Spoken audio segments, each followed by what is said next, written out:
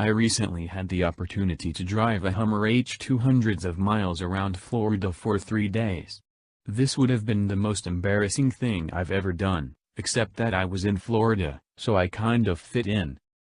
Before I get into the H2 and why I find it so embarrassing, let me discuss exactly how I came to be driving around Florida in a vehicle that easily passed for cool a decade ago and has since slipped into the realm of slightly more endearing than Comcast's customer service department. Here's what happened. I rented this H2 from Turo, which is this service that lets you rent cool, unusual, weird vehicles from normal people, instead of typical boring rental cars. Turo gives me a budget to rent cars every month, and I was going down to Florida to review some cars, so I decided I would use Turo to rent something interesting. I passed up seemingly endless Mercedes, Porsche, BMW and Maserati options because I wanted to find something truly ridiculous. Something truly absurd. Something truly unfortunate. And I found it, the Hummer H2.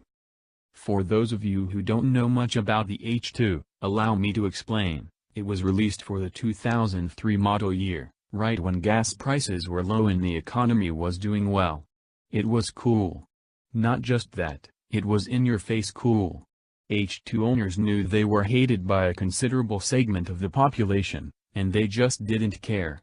They had the biggest, baddest truck on the market. Then, things changed. Over the next few years, gas prices went up, the economy tanked, and people in big SUVs were generally vilified, especially ultra-giant SUVs that were specifically styled to showcase their heft. For a few years in the late 2000s and early 2010s, the H2 was truly considered abominable. It made the Ford Excursion seem subtle and responsible. And then, something even worse happened. It started to